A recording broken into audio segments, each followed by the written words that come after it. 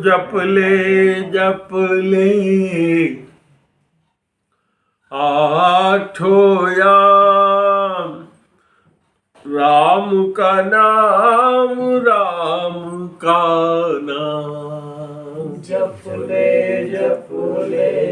आठों याम, राम का नाम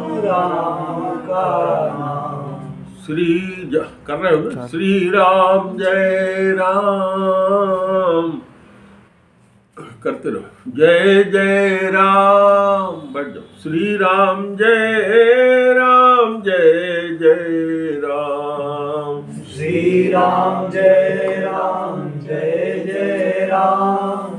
श्री राम जय राम, जय जय राम। एक बार प्रेम से बोलो गुरुदेव भगवान की जय।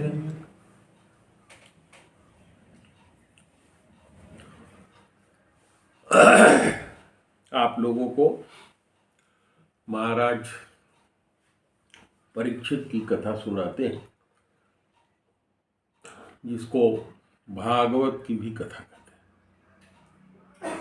हैं। भागवत क्यों कहते हैं? भागवत का मतलब ये होता है भगवान, जो भगवान है, परब्रह्म है, परमेश्वर है, परमात्मा है, वही इस संसार में है। उनके अलावा किसी भी चीज का अस्तित्व नहीं है। जितनी भी चीज हम आप सब देखते हैं, सब भगवान के होने से, परमात्मा के होने से ही है। और भगवान इनको कहते हैं, वो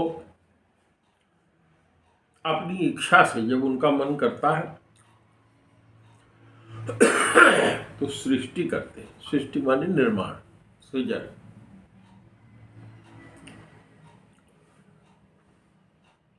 बहुत से लोग पूछते रहते हैं कि भगवान को क्या रुचि आती है जब इंसान उसमें पैदा होने के बाद कहते हैं कि संसार में कष्ट ही है, तो भगवान ने सृष्टि किया क्यों?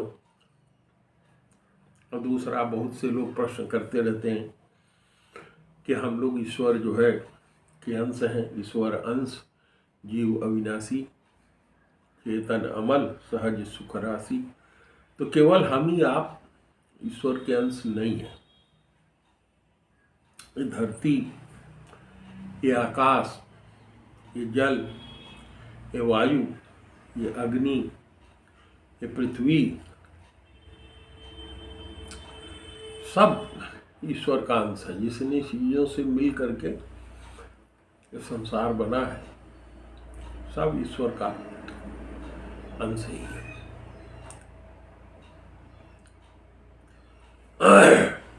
ईश्वर जिनको कहते हैं, वो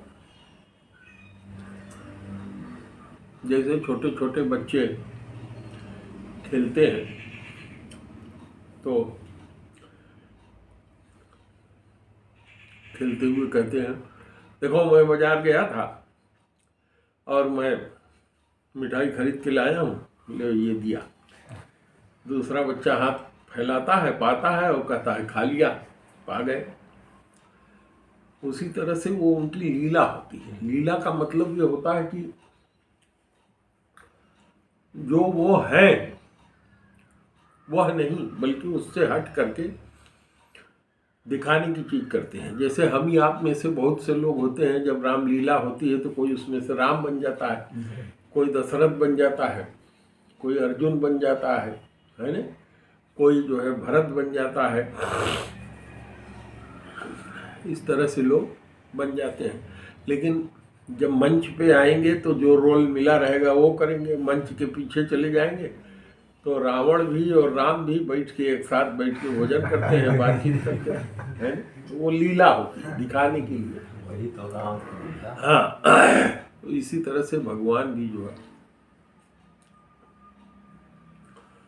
भगवान वास्तव में एक ऐसे तत्व है, एक ऐसी चीज है जो देखा जाए तो निर्गुण भी है, निर्विकार भी है। निर्गुण का मतलब जिसमें कोई गुण न हो, निर्विकार का मतलब जिसमें कोई दोष न हो,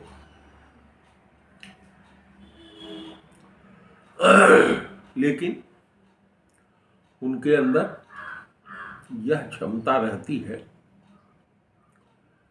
कि जब वो ईक्षण करते हैं, यानी उनका मन होता है खेल करने का, तो वो अपने को जो निर्गुण निर्विकार है, निर्विशेष है, कुछ नहीं है, उस कुछ से जो है एक चार भुजाधारी प्रकट होते हैं, जिनको महाविष्णु कहते हैं। वो महाविष्णु के रूप में प्रकट होते हैं, जिनको परमेश्वर कहा जाता है।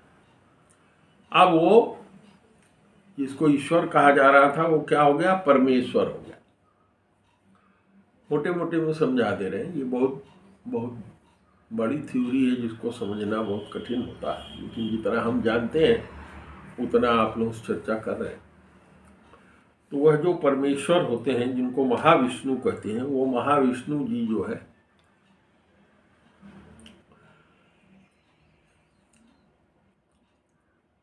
अपने शरीर से अपने को प्रकट करते हैं। फिर तो चार रूप में प्रकट करते हैं। इसको इस तरह समझिए, बलराम जी पहले, जिसको संकर्षण कहते हैं, अनिरुद्ध जी, प्रद्युम्न जी, वासुदेव जी। तो जो बलराम जी होते हैं, ये बलराम जी अपने को फिर प्रकट करते हैं चार रूप में। तो फिर यही चारों रूप उनका फिर प्रकट होता है, ये सृष्टि करने के लिए, कार्य बांटने के लिए दृष्टि से। तो जो पहली बार महाविष्णु के रूप में प्रकट हुए, वो सारे ब्रह्मांड में सब जितना कुछ है उसमें वो अकेले हैं। उनको कहते हैं एकाणो साई विष्णु। विष्णु का मतलब ही होता है सृजन तत्व, जो सृजन करे, सर्वशक्तिमान हो।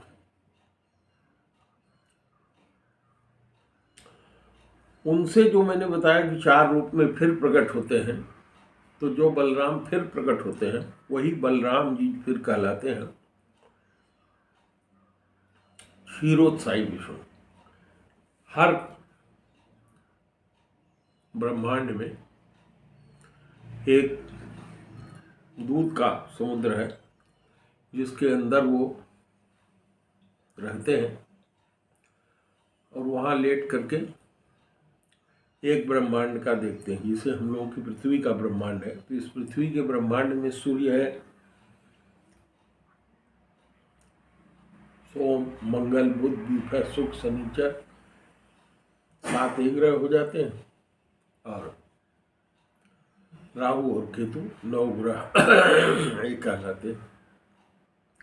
इन 9 ग्रहों को चलाने वाले जो विष्णु हैं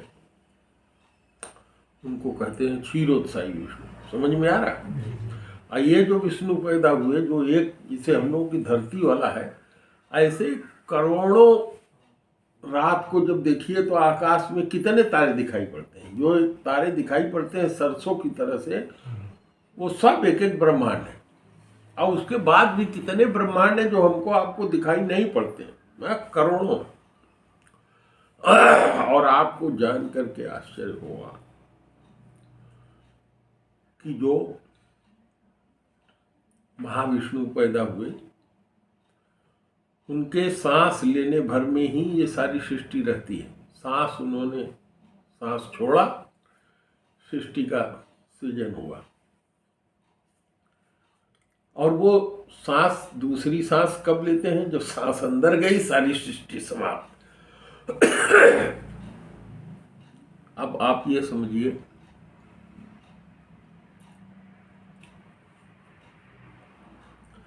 कि उन्हीं महाविष्णु से दूसरे विष्णु प्रकट हुए जिनको हमने क्षीरोत्साही कहा, और उन क्षीरोत्साही विष्णु से एक विष्णु जी पैदा हुए जिनको गर्भोत्साही कहते हैं, जो हर चीज में वर्तमान है। हमारे आपके शरीर में भी है, धरती के एक एक कण में है, आकाश में है, जल में है, वायु में है, सब में है। और उन्होंने अपनी शक्ति से इस तरह की चीजें बना रखी हैं कि सारी चीजें पैदा हो गई और ये सृष्टि जो चल गई। अब हम लोगों का जो ब्रह्मांड है, जिसमें हमने बताया कि एक विष्णु जी हैं जो क्षीर सागर में लेटते हैं, उनसे उन्होंने मुख्य रूप से इस सृष्टि को चलाने के लिए 3 देवता पैदा किया। एक को बना दिया ब्रह्मा, कहा कि तुम पैदा करो सारी चीज, धरती पैदा करो, आकाश पैदा करो, सब पैदा करो। दूसरा विष्णु बना दिया, जिसको अभी मैं बता रहा हूँ, गर्भोत्साही विष्णु। और तीसरा बना दिया शंकर, कि तुम सबको समेटो, खत्म करो। मतलब जब तक सृष्टि है तब तक कौन जीव कहाँ आया, क्या किया, कैसे मरा, क्या हुआ, उसका सारा हिसाब किताब जो रखते हैं विष्णु, सभी के अंदर है, सारा हिसाब किताब रखते हैं। वो गर्भोत्साही विष्णु है, सारा हिसाब रखते हैं। धरती का एक कण ले लीजिए, बहुत छोटे से छोटा कण जो हमारे आपके आंख से दिखाई नहीं पड़ेगा, उसके अंदर कण के अंदर कण है, और उस कण के अंदर जो कण है उसके अंदर इतनी शक्ति है। सबसे छोटा तत्व उसका परमाणु, उससे छोटा अणु। अणु के अंदर वैज्ञानिकों ने जब खोजा तो इलेक्ट्रॉन, प्रोटॉन, न्यूट्रॉन मिला, और इस इलेक्ट्रॉन, प्रोटॉन, न्यूट्रॉन में भी भीतर घुसते गए तो मार तत्व मिलते जा रहे हैं। कितने तत्व हैं, एक कबर के ऊपर एक कबर, पता नहीं चल रहा है, और खोजते रहेंगे लोग, पता नहीं चले। तो अब एक विष्णु जो सबसे पहले पैदा हुए थे, उन्होंने सांस निकाली, और उनके सांस निकालने से बुलबुले हुए, पता नहीं कितने ब्रह्मांड हो गए। उस ब्रह्मांड में कितने ब्रह्मा हुए, कितने विष्णु हुए, कितने हम लोग जीव हुए, कितने तत्व हुए। करोड़ों अरबों खरबों वर्ष तक पृथ्वी का हमारे कितना उम्र हो गया है पता नहीं, इतने समय से चल रहा है। और उसी से हम लोग भी पैदा हुए, भगवान की शक्ति से। हम लोगों का जो शरीर बना दिया, वो बना दिया आकाश से, वायु से, जल से, अग्नि से, पृथ्वी से, ये शरीर बना दिया। अब इसका प्रमाण ये है कि पृथ्वी से पैदा होने वाला जो तत्व है, उसी को हम आप खा के पल सकते हैं। जितने जीव हैं सब पृथ्वी से, चाहे आदमी हो, चाहे जानवर हो, चाहे जो हो, सब उसी धरती से पैदा चीज को ही खाते हैं। धरती से ही निकलता है पानी, धरती में गर्मी भी होती है, खोदिए आप, गर्मी मिलेगी धरती के अंदर। और धरती के 2 कणों के बीच में हवा भी रहती है, और हमारा आपका शरीर भी वही लेता है। सांस ले रहे हैं नाक से आप, जब तक सांस ले रहे हैं तब तक क्या है, जिंदा है। सांस खत्म, काम खत्म। अब कितना कॉम्प्लेक्स चीज बनाया है। उसी सांस के जाने से जो भोजन हम आप करते हैं वो पचता है, उससे ऊर्जा उत्पन्न होती है, सारा शरीर का संचालन होता है। तो इस तरीके से भगवान ने जहाँ कुछ नहीं था उससे सब कुछ बना करके सृष्टि कर दिया।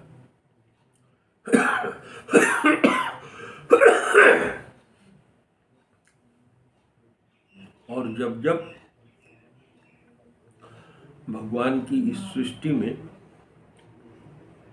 3 तत्व हैं, सत्व, माने सतोगुण सफ़ेद, रजोगुण यानी बिल्कुल सफ़ेद जिसको हमने कहा उसको समझ लीजिए कि वो चांदी जैसा जो दिखाई पड़ रहा है वो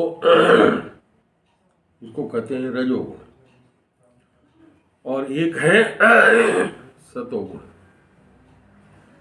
और एक है तमोगुण। इन्हीं तीन गुणों को भगवान ने पैदा किया। इन्हीं तीन का सहारा लेके भगवान विष्णु, जो महाविष्णु हमने कहा, वो जब पैदा हुए तो तीन गुण सबसे पहले उन्होंने पैदा किया और इसी तीन गुण से वो अपने को धारण करके उन्होंने शरीर धारण कर लिया। ठीक, और उसी तीन गुण के सहारे हम लोगों के शरीर को बना दिया और उसी तीन गुण से सृष्टि चलती है। यही तीन गुण हमारे आपके शरीर में चलते रहते हैं। जब रात को आप सोते हैं, नींद आती है, तो तमोगुण रहता है। जैसे आलस्य आ रहा है तो इसका मतलब यह है, जमाई आ रही है, आलस्य आ रहा है तो इसका मतलब तमोगुण हावी है। भूख लग रही है, खाने पीने का मन हो रहा है, आराम करने का मन हो रहा है, तो वो रजोगुण है। और सवेरे उठने के बाद भगवान का भजन करना, दूसरे की मदद करना, नाना प्रकार के अच्छे कार्य करने का मन जब होता है तो उसको कहते हैं सतोगुण। अब इसी तीन गुण के खेल से भगवान सारी सृष्टि को जो है चला रहे। जब धरती पर तमोगुण के पालने वाले, मानने वाले ज़्यादा हो जाते हैं तो भगवान को खुद आना पड़ता है, क्योंकि वो जब आते हैं तब ऐसे तत्वों का नाश कर देते हैं, तो फिर शांति हो जाती है, चलता। ऐसे ही लगभग 9000 वर्ष पहले इस पृथ्वी पर श्री कृष्ण नाम से भगवान पैदा हुए थे। और उस समय भी बहुत से राक्षस जो पहले के युगों में मरे थे, वो सब फिर पैदा होकर के ऐसा समय हो गया था कि सब जुट करके आ गए थे। तो उनका नाश करने के लिए बहुत अन्याय अत्याचार हो रहा था। तो ये जो धरती है हमें आपको दिखाई नहीं पड़ती, देखने में हम जिसको देखते हैं उस तरह से यह धरती, इसके जो पालन करता है ब्रह्मा जी को साथ लेकर के, सारे देवताओं को साथ लेकर के, हम लोगों के शरीर की जितनी इंद्रियां हैं सबके एक एक देवता है। जैसे आँख के देवता सूर्य, हाथ के देवता इंद्र, जो जिह्वा है इसके देवता वरुण, जो पाचन हो रहा है उसके देवता अग्नि, सारे के देवता है।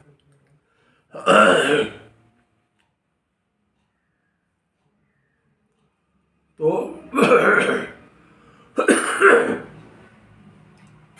सब लोग मिल करके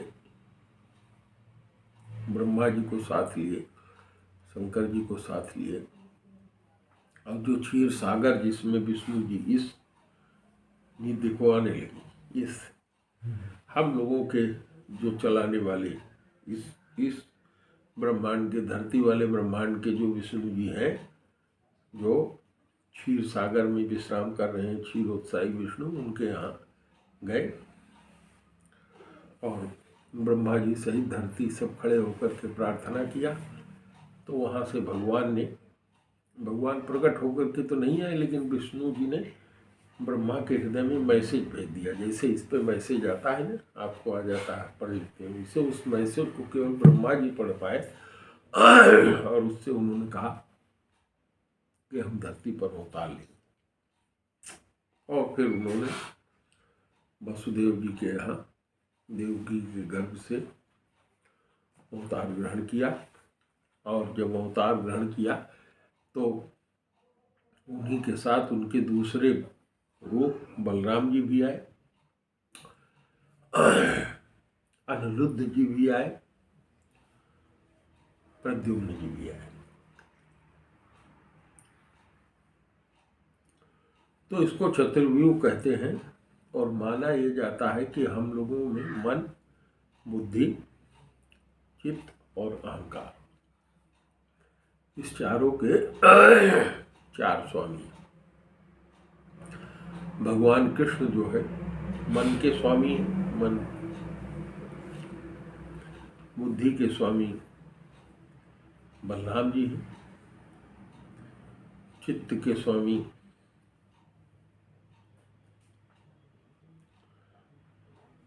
प्रद्युम्न जी हैं और अहंकार के स्वामी अनिरुद्ध जी हैं। यही चारों लोग मिल करके, हम लोगों का सारा काम तो इन्हीं से चलता है, मन, बुद्धि, चित्त और अहंकार। आओ प्रसाद दो।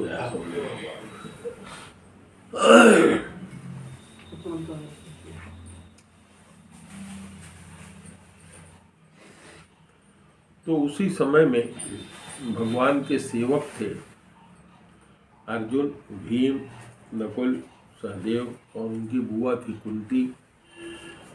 उन्हीं के सहारा लेकर के उन लोगों का भगवान ने सारे धरती पर जितने, वहां से धन ले लो, मनोज दे दो उनको पंडित जी, सारे राक्षसों का विनाश कर दिया। और कहते हैं कि जैसे चार युग हैं, इसी तरीके से सतयुग दे दिया ना, मिल गया, काहे दे रहे हो। सतयुग, त्रेता, द्वापर, उत्कल युग। भगवान कृष्ण जब आए थे तो वो द्वापर था, और भगवान जब गए तो कलयुग आने ही वाला था। और उसी समय उस युद्ध में इतना विकट युद्ध हुआ, कोई जिंदा नहीं बचा। ये पांचों भाई बचे थे, अर्जुन, भीम, नकुल और सहदेव। इन लोगों के जितने लड़के थे सब मार दिए गए। भगवान की जो बहन थी सुभद्रा, उसकी शादी अर्जुन से हुई थी। अर्जुन का एक बेटा था जिसका नाम था अभिमन्यु। अभिमन्यु 14 साल की उम्र में युद्ध में वो भी मारा गया। उसकी पत्नी थी उत्तरा। उत्तरा के गर्भ में एक बहुत छोटा सा बच्चा गर्भ में आया था, और इस बात को द्रोणाचार्य का जो बेटा था अश्वत्थामा, वो जानता था। उसने ब्रह्मास्त्र चला करके उस बच्चे को मारने का प्रयास किया, और उस ब्रह्मास्त्र के अस्त्र से जलन हुई। उस जलन से वो बच्चा गर्भ में ही मर गया। और उत्तरा को जब बहुत जलन गर्भ में महसूस हुई, तो उसी समय भगवान जो थे हस्तिनापुर में थे। हस्तिनापुर पांडवों की राजधानी थी, जहाँ से भगवान जाने के लिए तैयार थे। आ जाइए आप लोग इधर, एक दूसरा चटाई लेके बिछा लीजिए। यहाँ नहीं मिले तो बाहर से ला दो मनो, उधर से। तो उत्तरा दौड़ करके गई, और उत्तरा ने भगवान कृष्ण से प्रार्थना किया कि हे कृष्ण, उसको बंद कर लो। हे कृष्ण, आप महायोगी हैं, हमारे गर्भ में बाहर होगा बेटा, इधर नहीं होगा, इधर बाहर होगा, देख लो कहीं नहीं। मेरे गर्भ में जो इस खानदान का उत्तराधिकारी पल रहा था, उसकी रक्षा कीजिए। और जब उसने प्रार्थना करते हुए ये कहा कि जगतपति, जब तक उसने कृष्ण कहा और कुछ कहा तब तक उन्होंने कुछ नहीं किया, लेकिन जब उसने जगतपति कहा तो जगतपति का मतलब ये होता है कि आप सोच रहे हो कि गर्भ में कैसे इसके प्रवेश करें, तो आप तो सारे जगत के पति हो, तो रक्षा करो। तब उसके गर्भ में घुस गए भगवान सूक्ष्म रूप से, अंगूठे के बराबर से भी छोटे रूप में, और जा करके उन्होंने चक्र सुदर्शन से अपने जिससे वो जल रहा था उसको बचाया। और कहते तो ये है कि जल ही गया था, भगवान ने अपनी शक्ति से उसको पुनः जीवित कर दिया। वो बेटा जो था परीक्षित कहलाया, उसका नाम विष्णुरात भी था। वह परीक्षित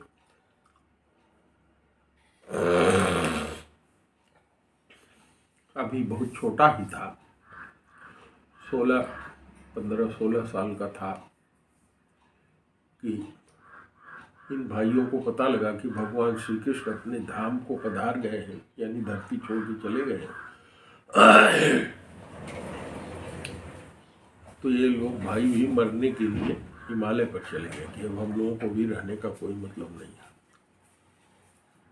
ऐसे इधर से दे दी पीछे। तो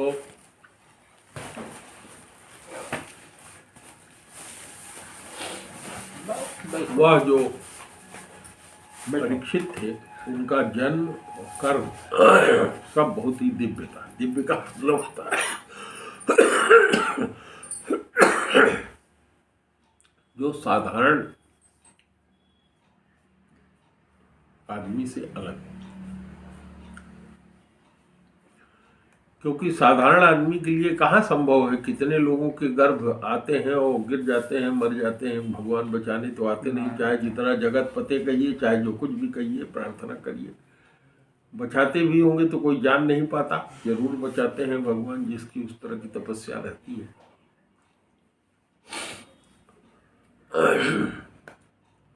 वह परीक्षित जब पैदा हुआ तो 15-16 साल का था, तभी उसको राज्याभिषेक कर दिया गया और वो बड़ा प्रतापी राजा हुआ। अपने राज्य में उसने इस तरह की व्यवस्था किया, सारी पृथ्वी का अकेले राजा था वो। जैसे इंग्लैंड है, अमेरिका है, कोई भी जगह और कोई राजा नहीं था, वही अकेले राजा था। सारे लोग मारे जा चुके थे, सबका सम्राट वो अकेले था।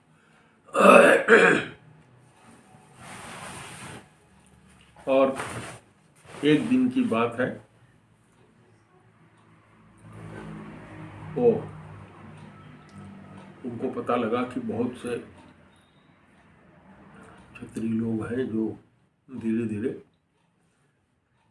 अपने को राजा घोषित कर रहे हैं। तो उनका दमन करने के लिए उन्होंने राजसू यज्ञ जैसा किया और सबका दमन कर दिया, सबको फिर से हरा दिया। मतलब ये सिद्ध कर दिया कि हम अपने पौरुष से, अपने वीर से, अपने पराक्रम से राजा हैं धरती। इसी समय एक घटना घटी जो हमने आपसे बताया कि भगवान ने 3 गुणों का सहारा लिया है, सतोगुण, रजोगुण और तमोगुण। तो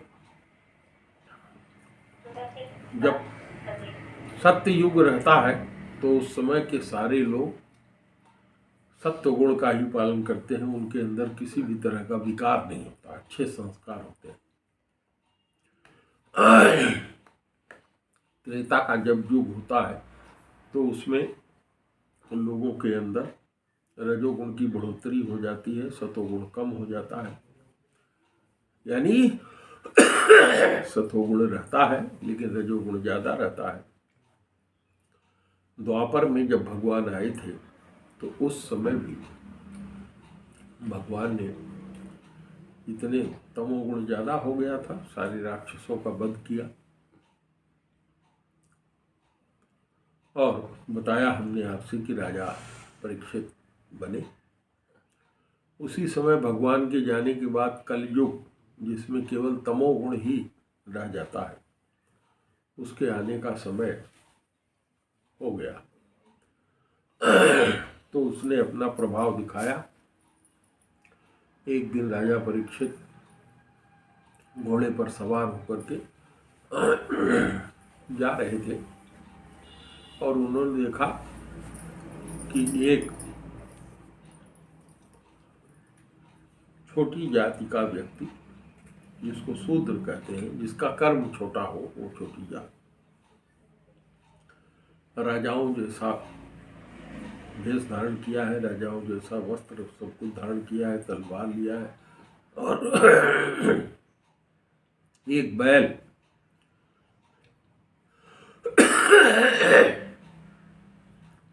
जिसके 3 पैर समाप्त हो गए हैं, खाली एक पैर बचा है, लंगड़ा के चल रहा है किसी तरह से, उसको मारते हुए आ रहा है। और उसके साथ एक गाय है जिसको भी पीट रहा है खूब। गाय मतलब धरती, धन।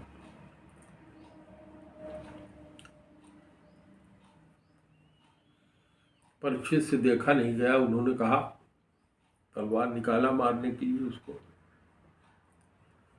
उस कलयुग ने हाथ जोड़ करके कहा कि महाराज मुझे मत मारिए, मैं कलयुग हूँ। भगवान ने सृष्टि जो किया है, इसमें 4 युग आते हैं और मेरा अब भोगने का समय आ गया है। तो परीक्षित ने कहा कि ठीक है, हम राजा हैं, तो इस समय तुम इस तरह का अन्याय अत्याचार नहीं कर सकते। तो उसने कहा कि ठीक है,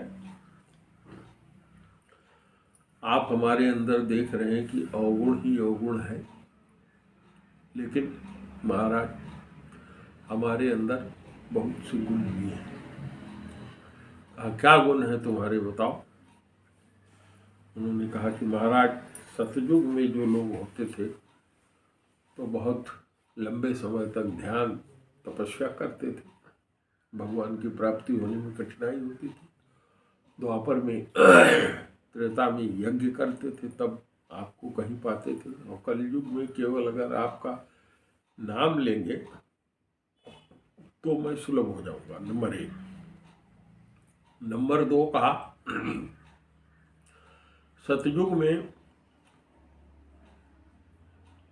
त्रेता में और द्वापर में अगर कोई मन से किसी के लिए सोच देता था कि मैं इनकी हत्या कर दूं, तो उसको हत्या का पाप लग जाता। कलयुग ने कहा कि महाराज हमारा गुण ये है कि अगर कोई आदमी मन से सोचता है कि किसी को मार दें, किसी की संपत्ति छीन लें, किसी को गाली दें, तो करता नहीं है, केवल मन से सोचता है, तो उसको पाप नहीं होगा। मानस पुण्य हो ही नहीं पापा। लेकिन अगर सोचता है कि हम दान दें, दान नहीं देता है, लेकिन दान देने की केवल सोचता है कि हम दान करें, तो उसको पुण्य प्राप्त हो जाएगा। तो कहा कि अच्छा। कहा महाराज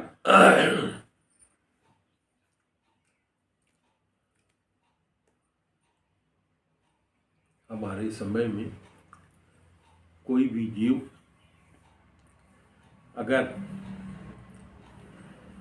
अपने कर्तव्य के बारे में सोचता है कि हमें ये करना है, ये मेरी ड्यूटी है, तो मैं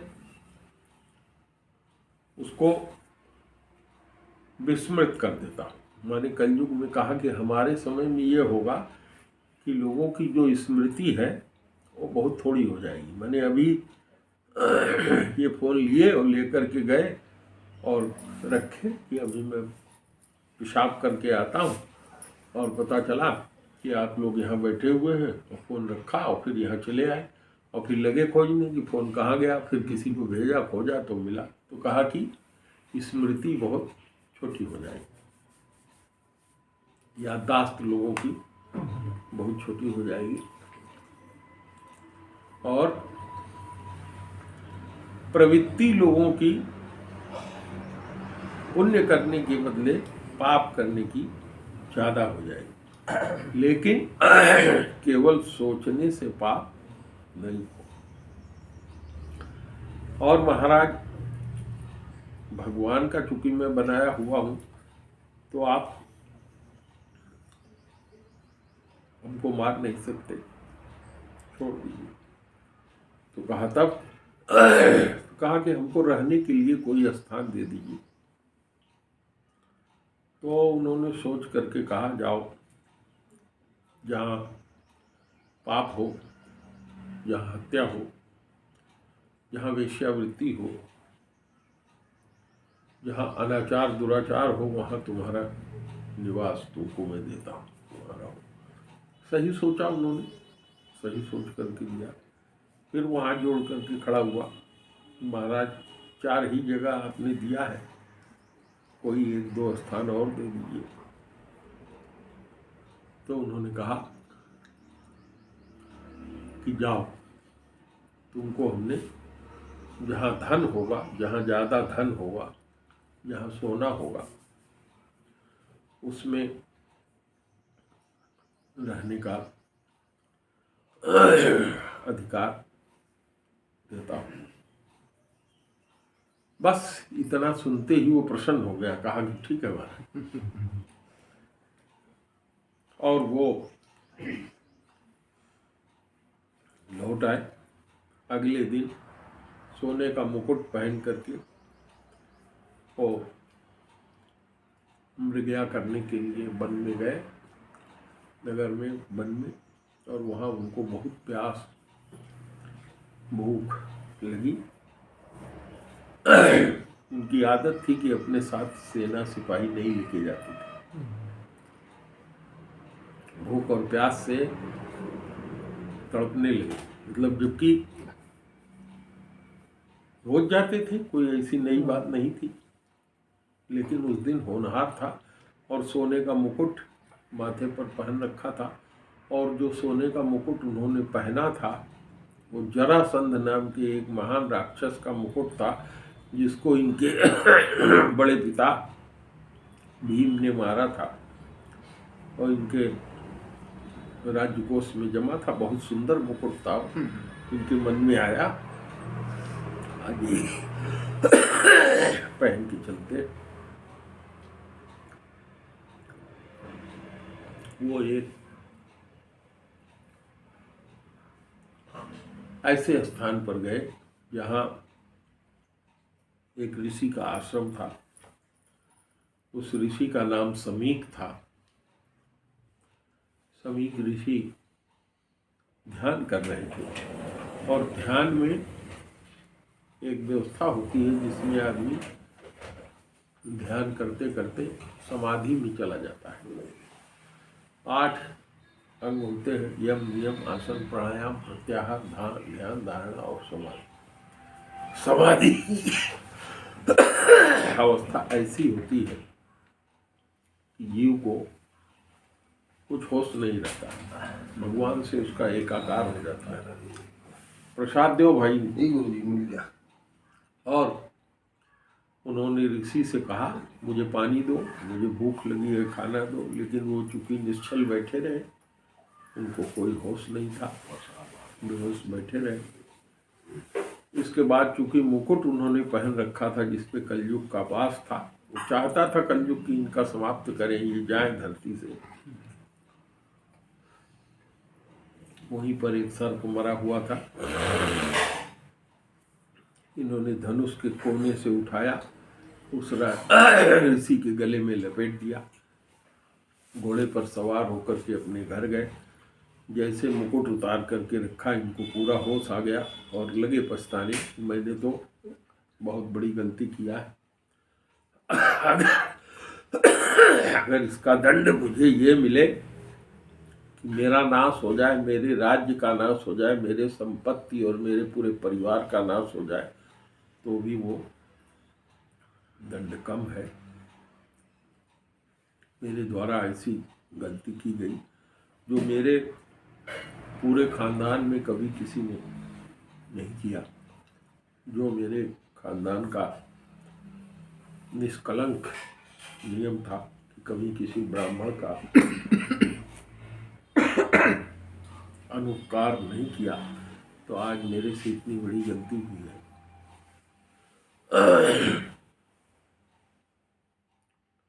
अभी ऋषि को होश नहीं आया था, अपने घर में वो सोच रहे थे। राजा पहुंच करके जाने में उनको समय लगा होगा, जहाँ वन में उनके गले में डाल करके गए थे। इसी बीच कुछ लड़के खेल रहे थे।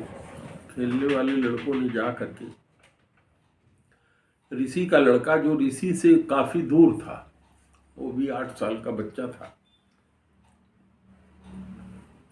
श्रृंगी उसका नाम था, उसके पास गए और कहा कि तुझे पता नहीं, तेरे बाप के गले में एक राजा आया था, उसने जो है उठा करके सांप लपेट दिया और चला गया। उसने आओ देखा नताओ देखा, जो होनहार होता है, उसने जल उठाया, नदी थी वहाँ, उसमें गया और उसने कहा कि मैं ब्राह्मण हूँ, अगर हमने तपस्या किया है तो मैं श्राप देता हूँ कि आज के 8वें दिन तक्षक नाम का सांप जा करके उस राजा को डसेगा और उस राजा की मृत्यु हो जाएगी। तो उस बच्चे ने जब श्राप दिया, फिर उसके बाद दौड़ करके अपने बाप के पास गया और जा करके उसने देखा तो पिताजी समाधि में बैठे हुए थे, गले में सांप लिपटा हुआ था, लगा जोर जोर से रोने। समीक ऋषि की का ध्यान टूटा। उन्होंने कहा क्यों रो रहे? उसने कहा पिताजी ऐसा ऐसा है और मैंने श्राप उनको दे दिया। उन्होंने कहा गलत किया तूने, राजा बहुत ही धर्मात्मा है और इतनी छोटी बात पर तुम्हें श्राप नहीं देना चाहिए था। अपने दूसरे शिष्यों को बुलाया, जिनका नाम मुझे विस्मृत हो रहा है, उससे कहा कि तुम लोग जाओ राजा के यहाँ जा करके उन्हें खबर दो कि आज के 8वें दिन 7वें दिन आपको सांप काटेगा, आपकी मृत्यु हो जाएगी, तक्षक सांप काटेगा। और इधर राजा सोच ही रहे थे कि उधर उन बच्चों ने आकर के बताया कि ऐसे ऐसे आपको श्राप प्राप्त हो गया है। अब राजा परीक्षित ने तत्क्षण अपने बेटे को बुला करके कहा कि तू राजकाज देखना। राजकाज देखने के लिए नहीं, कल इनकी गद्दी कर दे, ऐसा कुछ नहीं। कहा कि तुमको राज देता हूँ, कह करके गंगा जी के किनारे जा करके अनशन का व्रत लेकर के, अब 7 दिन तक मैंने जो गलती किया है, ब्राह्मण के का जो ये किया है, इसके लिए मैं न अन्न नहीं ग्रहण करूँगा, जल नहीं ग्रहण करूँगा। इस इच्छा से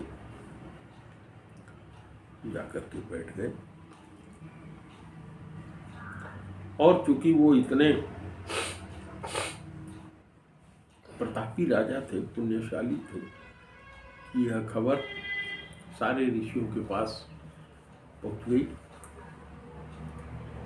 सारे बड़े बड़े ऋषियों ने जाकर के वहाँ आश्रम ग्रहण किया, सबको उन्होंने बैठाया, सबका पैर धुला और बताया कि मैं पापी हूँ, मेरे से इसी गलती हुई है, मैं अन्न जल छोड़ करके बैठ गया हूँ और आप लोग कृपा करके हमको बताइए कि जिस व्यक्ति की मृत्यु 7 दिन में निश्चित हो, उसको क्या करने का कर्तव्य है, यह आप हम लोगों को बताइए। उसी समय उस सभा में व्यासदेव जी भी बैठे हुए थे, व्यासदेव के पिता पराशर भी बैठे हुए थे, पराशर के पिता भी बैठे हुए थे, सारे बड़े बड़े ऋषि बैठे हुए थे। उसी समय पागलों की तरह से घूमता हुआ एक 16 साल का लड़का, जो केवल विष्टि लगाए हुए था, जिसके चारों तरफ लड़कियां और लड़के उसको पागल समझ करके ढेला मार रहे, अवधूत, कोई कपड़ा नहीं, कुछ नहीं, मांगने के लिए कोई बर्तन नहीं, और इतने मस्त कि कोई कुछ कह रहा है, कोई मतलब। वहां पहुंचे, सारे ऋषियों ने खड़े होकर उनका स्वागत किया, उनको ऊंचा आसन दिया गया और महाराज परीक्षित ने उनके सामने यही पूछा कि हे ऋषि श्रेष्ठ,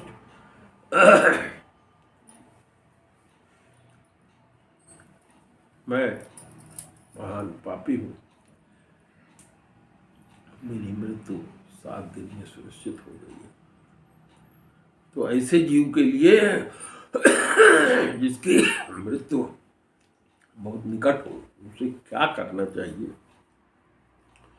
वह मुझे आप बताइए। यह सुन करके